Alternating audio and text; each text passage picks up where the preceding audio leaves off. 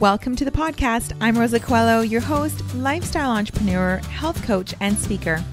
I've gone from being in complete overwhelm, burning the candle at both ends, and watching my health, relationships, and business suffer, to creating a life with more joy, ease, and abundance. If you're ready to let go of the overwhelm, reclaim your health, and push past your comfort zone so that you can unleash your next level of success to create a greater impact, then sit back as we delve into conversations as well as bring on guests to share with you tools, knowledge, and real action steps to get you there. Listen in, because you never know when you may hear something that changes everything. Hello, beautiful friend. Welcome to another episode. We've had so many fabulous interviews recently, but this one's a solo one, and I really love these ones too. I love just coming to you with my thoughts, my insights, experiences that I hope in sharing with you that it can help you or help someone that you care about. Today, I'm talking about the 5 insights that I've had in terms of strength, vitality, energy in our 40s and beyond. Because here's the thing, it's definitely changed. And when I think of a really, I don't know how long you've followed my journey, but I really only came into strength training, I would say, in my early 30s. I think I was 33, 34 when I changed careers and became a personal trainer. And back in those days, it was amazing. I feel like I would look at a weight and put on muscle.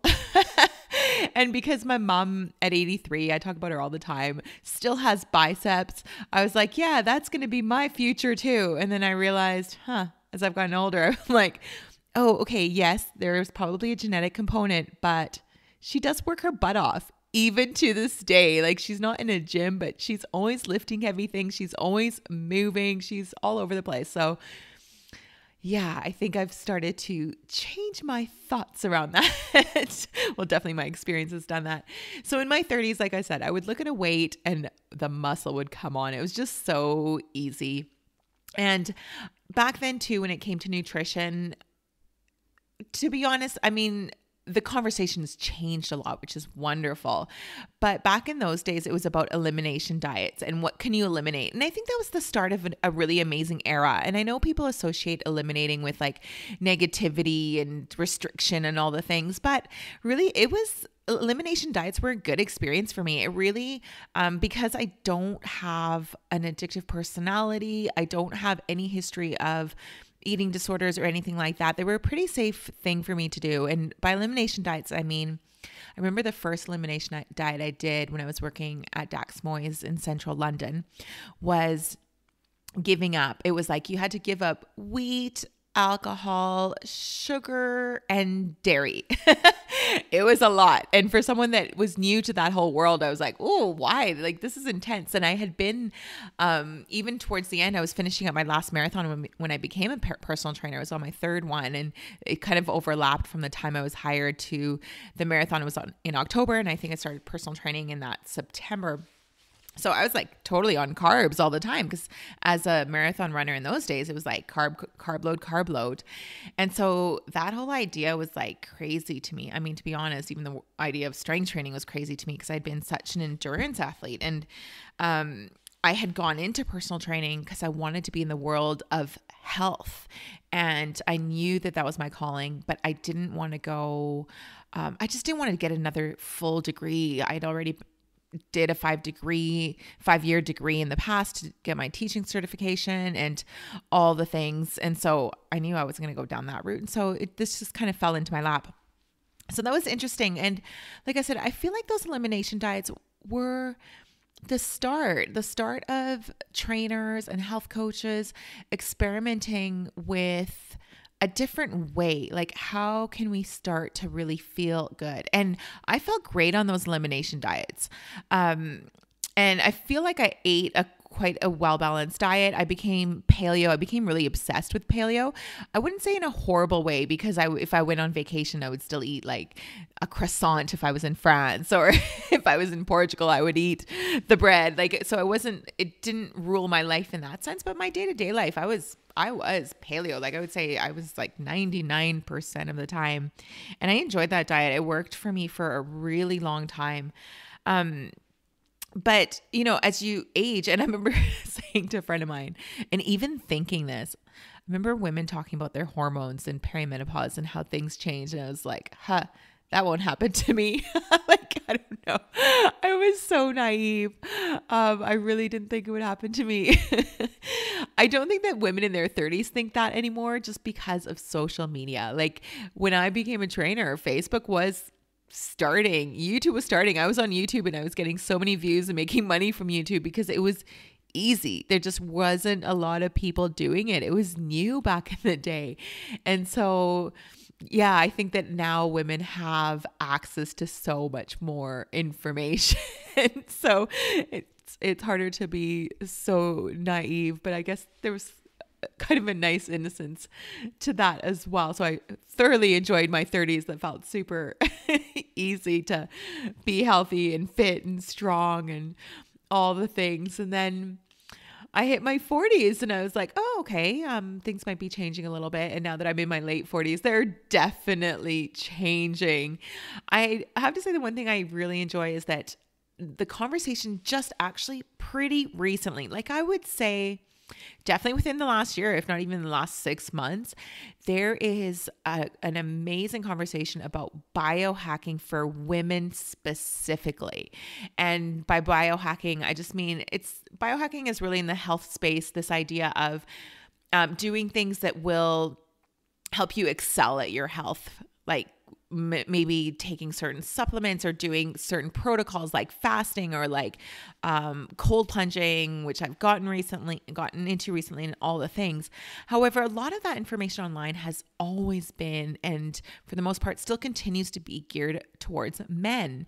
And women, we are just physically so different. And so it's not that those protocols are not good for us. It's that doing them to the extreme ends that are effective for men can be very detrimental to us, especially depending where we are in our menopausal journey, depending where we are in our cycle during the month, from day to day, depending on our hormones and our adrenals and our fatigue levels and all the things. And so what's happening now is there's really great doctors out there that are in this health space that are like looking at these protocols and going, yeah, actually, fasting is good for women. However, this is when you should do it according to this part of your cycle and never this extreme and all the things. And so a couple of them are like Gabrielle Lyons, one that I love following. She's very like all about muscle centric and getting all your protein in and all the things. And then there's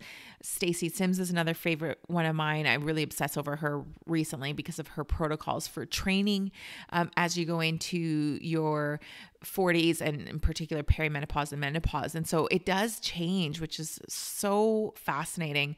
And I'm looking forward to really also kind of experimenting with myself as I get into these different phases of like hormones and going into perimenopause. And perimenopause really is something that happens over several years. It can be like over 7 to 10 years that you're experiencing perimenopause. So it's like, embrace the change because it's here for a while and it's not a bad thing, and denying it doesn't help. It's not going to stop it, but there is so much we can do to like relieve the symptoms and really just have such a much better time of it and not experience it as such a horrible thing. Now, this isn't going to be about perimenopause and menopause. I will get into that likely in some podcast in the future. I'd love to have a guest on about those topics specific. But what I am going to share with you will without a doubt help. When they talk about taking bioidentical hormones or HRT or all the things or not, right? Because not taking it's also a choice, and all three of those choices, not one is better than the other. It's really all about you.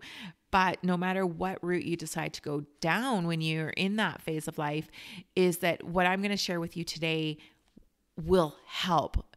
And the message is clear that just taking some sort of hormones doesn't get rid of all of the symptoms and all of the like all the changes that you're experiencing, that they still need to be supported by lifestyle changes if you want to have an easier time of it. Again, I always use the example of like, you can eat fast food 7 days a week and then have an apple. Like you've got to help that apple out, right? Like you can't just do that. So either whatever route people choose, what I'm going to share with you will help. So even if you're not in that phase of life, these things will help you. So here's some insights that I've had that are super important that I've been focusing on and will be focusing on very like intently. So the first one is, ladies, we need to strength train, period. And I say we need to strength train a minimum of 2 times a week. 3 times a week is optimal. Again, if you're a perfectionist, if there's a week where you don't get the 3, it's okay to do the 2. And, throughout the year, if there's a week you get the 1 in, that's amazing. Okay. So we're just talking about what the protocol is, but I don't want anyone to be like, I've got to be a perfectionist at this. That doesn't help. But you do want to be lifting as often as you can, as consistently as you can, 2 to 3 times a week, so that you can get results. But what do I mean by results? Okay. Of course, I mean the whole, get strong, because it's really important for our bone health, and you're going to look good and all the things. But really, there's so much that comes with strength training. There's a confidence, and I've spoken about this to women. I speak about this to women often because I've just seen it time and time again. And I have to say that it always feels magical, and that has never, ever gone away for me. Like that experience. I think it's a big part of why I just love coaching women, because if you take someone that hasn't strength trained or has been away from it for a while, and they come in and you know that confidence that's going to come. You don't get that from running. Like, yes, from running, you get that good feeling, that sense of accomplishment. And I know I was a runner. I loved it. Like I know I always joke about not loving running, but you don't do 3 marathons without loving it a bit. But when I switched to the strength training, it's a different, you carry yourself so much differently. Like your posture, your energy just exudes. Like there's a difference. And so I love that about strength training. And that's something that you don't often hear, but it's powerful and it's hard to describe until you're actually doing it.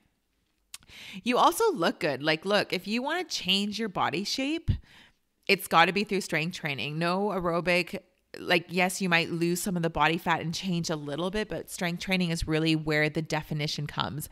And you know what? We are never going to put on muscle like the men. Women still worry about that, but it's just it's not possible. It wasn't possible in my 30s. It's definitely not going to be possible now that my hormones are plummeting, right? Like as we get older, it gets harder and harder to put it on. And so that's another thing. The best time to start is now, because the longer you wait, the harder it is to put on, but never impossible.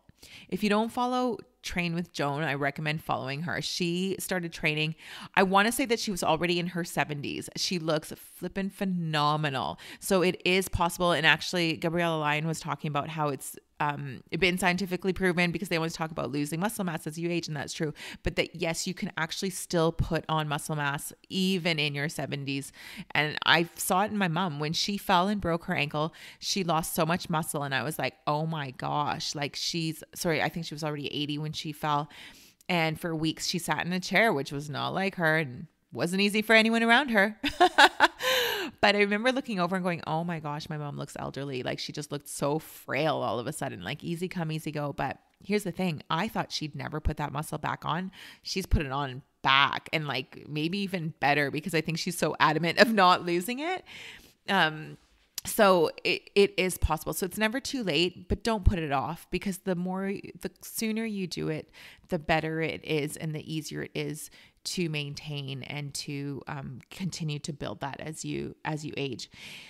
If you are nervous about strength training, like if you've never done it, there's so much you can do. I mean, come on to my Simply Strong program. We start again in February. I'm so excited. If you want details, just follow me on Instagram, because I'll be announcing everything there. I'm sure I'll announce it on the podcast too at some point, but Instagram's where you can find out information from me like on the day kind of thing. But you could do that because I take you through strength training at home for 6 weeks. And then I'm going to also have a Simply Stronger, which will take you through another 6 weeks. So you'll get a solid 12 weeks with me. You need one kettlebell at home. You can literally find kettlebells anywhere now. You can find them at Walmart. You can find them at the grocery store. Like kettlebells are the easiest thing to get now. So you just need one. Now, do I think that that's like all you need forever? No, I actually think women, like at some point you want to get yourself into the gym and lifting heavy, but you also don't want to start there. Like when you get started, body weight is amazing. It's hard. It's heavy. Like it's all about stressing the muscle and really like putting in that effort. And when you're starting, the body weight is that effort. It's not easy. So then you bring a kettlebell in. That's like your next phase. Like that's then feels really hard. But after 12 weeks of training, or maybe even not that fast, maybe 6 months down the road, or even next year, then you want to start looking at a gym membership. The cool thing is by then you've built this solid base. You've gotten results already, because you do get results. And they even say like at the beginning, when you start strength training, you actually see the best results, because there's just, you're getting neurologically stronger as well. Your things are waking up, and it's amazing. And so don't feel like you have to get into the gym right away, but just keep that seat there. Like you may want to. I personally don't love being in the gym all year round. I get bored. I need to change things up, but I do get in the gym from October to about April, May. And then in the summer, I do other things, but I love that time. It's like my strength time. And then because I take that break over the summer, then come the fall, I'm like ready to go again. So start somewhere, but just make sure that you get started. Super important. I actually have a little story. There was a friend of mine. I was selling this chair to a friend of a friend's, and they came over, and this lady was in her 70s. I think she just turned 70, and she actually didn't buy it because she couldn't get out of the chair. I mean, it was not like a crazy sunken chair, but it was a little bit lower. It was like an IKEA chair, and they couldn't get up. And my mom at 83 would spring out of that. Like it's no big deal. So that's because of a lack of strength. And when you start to look at quality of life, like strength is everything. So what kind of, like, I want to be my mom at 83 instead of 70 and frail. And so we start to see those differences in people. And so, yeah, do the chair test. There is actually a test that you should do. They say you should do it regularly, which is sitting down on the floor and then getting up without putting your hands down. And that's a really good test too, to keep doing for strength. But anyways, okay, that is strength. That was the number one thing that I've learned, is that ladies need to be strength training. I will say this forever and ever. Every woman, regardless of what age you are, needs to be strength training. Okay, the next one is we need to eat more protein. Look, protein is the building blocks for muscle. We cannot put muscle on without the protein. And I see women under eating protein all the time. Like I would say the women that I've worked with, I don't think I've ever worked with anyone that's come in and been eating adequate protein. When I tell people how much protein to eat, they're always like, oh, that's so excessive. And they're like, oh, we're doing a high protein diet. No, you're not doing a high protein diet. This is what we should have been eating all along. It's not a lot. Oh my goodness. If you just eat how much, let me think about it now, like 4 ounces of chicken. I want to guess 4 ounces of chicken is already like 25 grams of protein. Like it doesn't take a lot. And who eats 4 ounces? I sure don't. Like I usually eat 5 or 6 ounces at least. And so the idea is that you eat 0.8 to 1 gram of protein per, now people have all sorts of calculations. So you can do it per pound of body weight that you are now, or you could do it per pound of body weight that you'd like to be. I say if you're new to kind of upping that protein, get to 100 grams a day. That's an amazing, solid place to start. Get there first, and then from there you can start getting into calculations and tweaking a little bit. But already going from probably what's like 40, 50 grams to 100 grams is going to be a really solid place, and you'll start to really feel great from it. The cool thing about protein is that here's the thing. It makes you feel full. Like it's really satiating. So without saying to yourself, oh, I'm going to not eat this and not eat that and start the whole deprivation thing, start on what you want to bring in. And you will naturally not have those cravings for so many other things. Like it takes time. It's not like all of a sudden you're not going to want whatever kind of treat that you're used to having, but it will make a difference. So that's what I love about protein is you feel full on it and you feel strong from the inside. Like, I don't know. I don't feel the same when I eat a croissant. When I eat a croissant, I feel like all warm and gushy and squishy inside. That's not a bad thing. Like when I'm on holiday, give me that croissant. Like nothing is like bad. It's like, what do you do most of the time? Like I'm telling you, I don't want to feel all squishy every single day. Like when I'm on holiday or whatever, that warm fuzzy feeling's fabulous. But to get through my days, like I want to feel solid. I want to feel strong. I want to feel like I'm nourishing the cells in my body. And that's what protein does. So most of my protein comes from grass-fed beef because I've got a really great local farmer that I go to. Bison. Oh, Costco started doing organic bison. So good. I do chicken, of course, and then I like lamb, but those are kind of like the main things. I do a lot of eggs. I do whey protein isolate. Actually, I'll put the whey protein. People always ask me. I'll put it in the show notes, the one that I use. It's from Canadian Protein, but I don't do stevias and I don't do all like the fancy stuff, but anyways, I digress because that could be a whole other topic. But there's lots of places to get your protein. Oh, Siggy's yogurt right now is like my favorite thing. I get zero fat protein. It's 17 grams of protein and 3/4 of a cup. Like that's an amazing snack to have, and you get 17 grams of protein in. I do the zero fat because depending on my macros. So I don't eliminate fat. I love fat. So this isn't promoting low fat, but sometimes you just want the protein without the fat. So it just depends, especially if it's going to be a snack that I'm having after training. You don't want to have high fat after you've been working out. You want to have protein and carbohydrates and very little fat. So that's where that protein comes in. Cottage cheese is another one that's really high in protein. Like we've got so many amazing options. So that's where I've really come with protein. I think that's been a big shift from my days in my 30s when it was like about elimination diets. I ate protein back then, but I wouldn't say that I never was conscious about how much. That's for sure. Like I just wasn't. So now I do. Like now protein is a big thing. And here's the thing, when I'm tracking, I don't track my macros all the time. Like I'll track for a month, 6 weeks, maybe a couple of months, and then I'll take a few months off of tracking because you get so much better at tracking. Like as you do it more often, I can look at a plate and know more or less what my macros are. And here's a little side note. Shalene Johnson, I don't know if who she is. She's this big fitness, like, inspirational person. And I don't like to knock people down. She's done like incredible work for women. And I think she's probably in her 50s. But she was talking, she just said something that kind of irked me. And I want to share it because she was talking all about, oh, I don't track. I just eat intuitively and I focus on protein and veggies. And I was like, yeah, you eat intuitively because you have tracked for years. Like she knows her food. She understands the value of food and what it represents. So she knows when she looks at her plate, more or less like what kind of macronutrients she's getting in. So be careful when people are like, oh, just eat intuitively. Most people I've seen that are talking about intuitive eating have already been tracking and they're just good at it. Like they don't need to be weighing things all the time. So I digress on that one.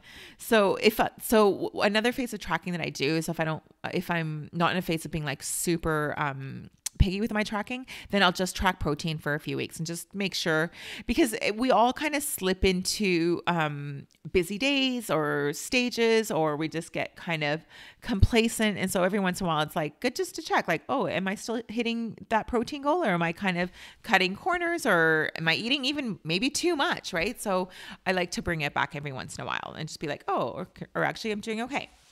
So protein. Okay. So we've got strength training. We've got protein. Number 3 is sleep. Sleep is literally everything. Can I say that again? Sleep is literally everything. You cannot put muscle on. You cannot detox. You cannot sleep. You cannot heal. You cannot lower stress. You cannot balance hormones. You cannot do any of these things if you are not sleeping. And I know this because I have literally just cracked the sleep code for myself personally in the last few weeks. I've shared before that I was in such a bad habit of scrolling on my phone before bed for a few years since my divorce. And I could not break that habit. And it was brutal because you think you sleep, but you don't. That light is terrible for your deep sleep.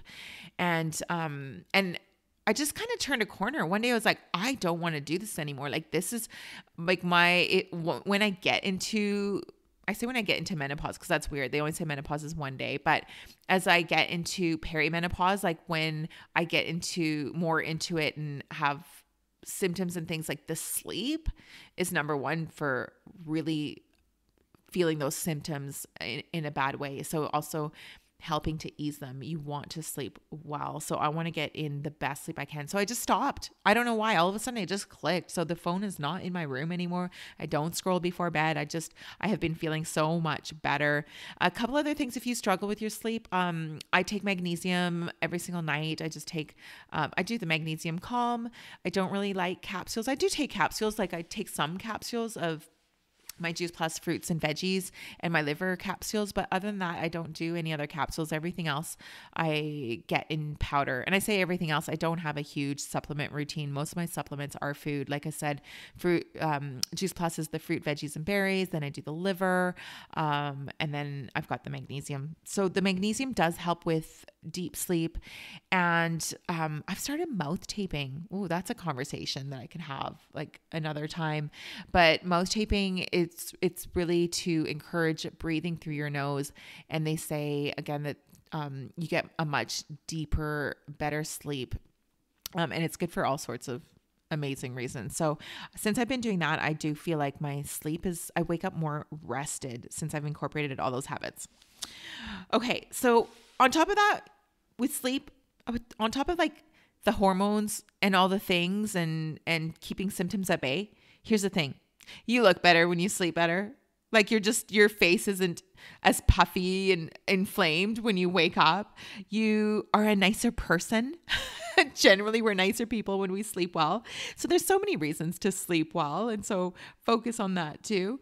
Life just feels happier when you're well rested. So that's number 3. Number 4 and 5 are more on, I'd say like an emotional side. So number 4 is do these things even when they don't feel like they are working. So strength train even when you don't feel like it's working. Focus on your sleep even when you don't feel like it's having any impact on your health. Focus on these things, on your protein, even if you're like, I haven't lost a pound or my body feels awful. Like here's what I want to share is, and I think enough trainers don't do this. We don't do this enough on social media because again, I guess it's not very inspiring, but I want to tell you the truth. I struggle too with my body. Like especially as I'm aging, I'm like, oh my gosh, like I'm putting on a little more weight around that midsection no matter what I do. Now I am excited because I do feel like I've cracked this code, which is good. I think my sleep was a huge, huge part of that. However, even so, like when our cycle is coming on, we put on, like I knew my cycle was coming because I literally put on 4 pounds on the scale the other day. I was like, oh my gosh, how did I put on 4 pounds? And then 2 days later, I get my cycle. I'm like, oh yes, I know. Why do I forget that every single month? That's exactly what happens. No wonder I was feeling puffy and tired and a little grumpy, right? And then it comes and you're like, oh, what a relief. The scale went back down. So I have days that I feel like I don't feel great in my body. I have days where I struggle with the changes too. And some days I look in the mirror and I go, oh, I don't get it. I'm working so hard and like, I don't see the changes. And then like the very next day I'll look in the mirror and I'll be like, hello abs. Like, oh, I feel amazing. Like, oh, all this work is paying off, like literally from one day to the next. And so that's why this roller coaster of this experience of being female, It just is what it is. So start to do those other things for different reasons, not just for the weight loss or for the aesthetic. Start doing it because it just feels so darn good, because you want to live a full life, because you want vitality and energy. And it doesn't mean that we have vitality and energy every single day, but it means that we have it so many more days than if we didn't do these things to take care of ourselves. And so I just wanted to share that. And again, I'm not obsessive like with weight, and I don't like my ladies to focus on weight, but we all just have that place where we just feel our best, and that's different for everyone. So yeah, just know that it's okay. The last thing is number 5, don't do it alone. Like really, don't do it alone. I think the one thing that I'm really have caught on to in the last few years is that women really were made for community. Like we're built for community. We're built for connection.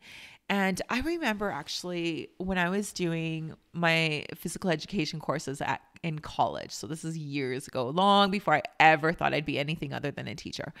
I remember doing a course on, what was it? It was like child psychology of sport or something like that.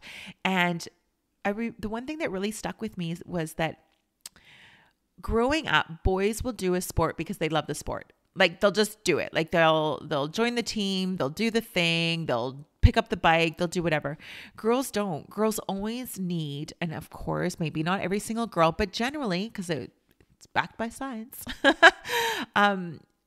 girls will always need that one friend, that one person to go and do it with them. And I still see this in adulthood. I had a really good friend, and I love that she asked me if I would go with her to register for the gym so that she could get started, because she was too nervous to go up and join on her own, at least for that first time, those first few times. And I was like, heck yeah, I'll do that for you, because I know this is just a female thing. And then we feel so like, sometimes we feel down on ourselves, like, oh, it's, I'm low confidence, or I'm low this, and this is why I can't do it. No, it's the way we're programmed. So ask for help. If you have that friend that goes to the gym, ask them. Like I was so honored that she asked me, and I would do it for anyone. And, so whatever it is, if you're thinking of joining something, see if you can find a friend. And you know what? If you can't, join something online to start. Heck, join Simply Strong. Join me. I'll be there. Plus now I run my program with women from all over the world, because even an online connection, I'm not saying that you just want online connections, but sometimes you just need to get started. And so I just wanted to share that because it is such a huge thing. I train with my buddy, Kathy. I love it. Like we're accountability buddies. Honestly, she's like my counselor. She listens to all my things. Like women need to complain to each other. Women need to celebrate with each other. Women need to, just connect and have friendship. And so it's super important. And then on a Saturday now I have another, we don't train together when we're there, but we go at the same time and we leave at the same time. So my friend Jen, and that's super fun. And my friend Abby's there. And this is like a little community that it's just sort of started happening out of common interest of wanting to be our best at this phase of life. And so we share going to the gym together, and it's wonderful and it's social. And, I still love to go up once in a while on my own and do like a real hard session by myself. That's okay. Like we need time by ourselves too, but we really need time with each other as well. So finding a bit of that balance. But like I said, don't do it all alone. There is a real joy in working out together with other women, and you learn from each other. It's awesome. I've met such cool people since I've joined the gym. And at first it was like kind of a lonely place. Like I remember actually, now that I'm talking to you, I remember going up by myself and thinking, because I moved up here at the beginning of COVID, and then the gyms closed. And then that was the one good thing about the gyms closed is I ran online kettlebell classes every Saturday. And that was so fun because those women, oh my gosh, I wasn't doing the classes for money. I wasn't even charging that much. I was doing the classes for my mental health. I needed like friends and connection. And, I remember people wouldn't even go for a walk because you weren't in each other's bubbles. Like, it was insane to me, but couldn't find anyone crazy enough to walk with me. So anyways, I started them. And again, it was the connection that was the important piece. And so anyways, I wanted to share that with you. So don't do it alone. Look for someone. So now that's where I was going. Just want to say I'm really grateful now. I'm really grateful that I'm realizing, what I wanted, I've manifested. Like, here I am. I've got these friends that I'm going to the gym with now. So I'm excited. I don't think I actually ever gave gratitude for that, or the realization that they often say, like, your dreams, what's that saying? That you're living the dream that you once had, or whatever it is. But anyways, I feel that. So I'm really grateful to those ladies. And if they're listening, you know who you are. Okay, friends. So that's all that I've got for you this week. I hope that you have enjoyed this episode. I always love coming on and chatting with you. If you've enjoyed this episode, please do me a huge favor. I really need these reviews on iTunes. I know it can be a pain to figure it out, but if you could do me that favor, that would be amazing. On Spotify, if you could give me a 5-star review, you just go, there's like the 3 little dots, I think, at the top near the podcast name. If you go there and click on them, you can even ask questions now or leave comments on Spotify, which is cool. But iTunes is really an important one for me. So if you could please figure out how to leave a comment, it would really mean so much to me, because this is a big year for me with podcasting. I'm going for podcasting every week except for the month of August, because we know I take month of August off of everything. But other than that, I want to bring you episodes every week and incredible interviews as well. And so those interviews, those comments on the iTunes make a huge difference. So I would love it if you could do that. Other than that, follow me on Instagram, share the podcast on social media as well, and tag me. And if you leave a comment, I'll shout you out and share the comment on here as well. So thank you. Have an amazing week. Thank you so much for listening in today. I know time is precious, and I'm grateful you shared yours with me. It would mean the world to me if you felt an impact, a moment of inspiration, or learned something new. If you would share it with those you care about and leave me a review on iTunes. I'd love to know what spoke to you or what you'd like to hear more of. Your sharing and leaving a review would help so much on this journey to making an impact on as many people as possible. It's worth it. I know from experience, there are moments when something we hear has the possibility of changing everything.